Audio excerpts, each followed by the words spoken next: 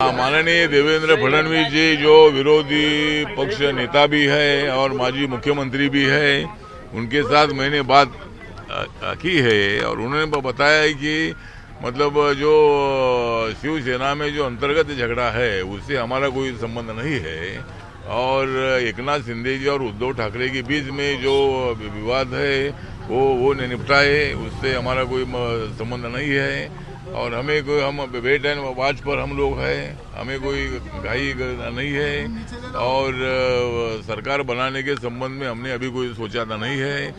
जब आगे क्या होता है हम देखते हैं, लेकिन ये जो माननीय शरद पवार जी, माननीय अजित पवार जी, माननीय उद्धव ठाकरे जी, संजय राउत जी जो बोल रहे हैं कि भाई हम मेजोरिटी दिखाएंगे, तो इतने एमएलए मतलब आपको छोड़कर चले गए हैं।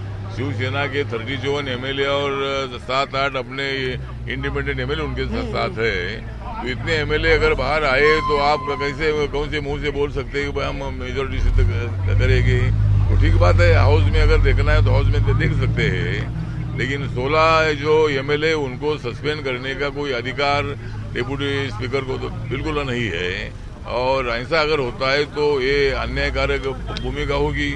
महाराष्ट्र में इसी तरह का इलीगल काम नहीं चलना चाहिए और 2/3 मेजोरिटी से एकनाथ शिंदे के साथ एमएलए चले गए हैं, तो उनको मतलब शिवसेना की मान्यता मिलनी चाहिए और इसी तरह की दादागिरी करना अच्छी बात नहीं है। जो तोड़फाड़ हो रही है इसको रोकने की आवश्यकता है, लेकिन पुलिस के सामने इसी तरह की तोड़फाड़ हो रही है, ये बात बिल्कुल नाजायज है और बहुत ही गंभीर बात है। तो पुलिस ने ध्यान देने की आवश्यकता है, उनके सभी एमएलए के घर को प्रोटेक्शन देने की आवश्यकता है। ऐसी दादागिरी बिल्कुल नहीं चलेगी और दादागिरी अगर करने की कोशिश होगी तो दादागिरी को दादागिरी से उत्तर दिया जा सकता है। इलीगल है तो क्या मुख्यमंत्री को इस्तीफा देना चाहिए? आपने कहा अल्पमत है, इलीगल है जो भी चल रहा है, तो क्या मुख्यमंत्री को इस्तीफा देना चाहिए? नहीं, मुख्यमंत्री ने इस्तीफा देना चाहिए, लेकिन अभी मुख्यमंत्री बोल रहे हैं हम हाउस में मेजोरिटी दिखाएंगे। अभी इतनी माइनॉरिटी में गए हैं और मेजोरिटी कहाँ से दिखाएंगे?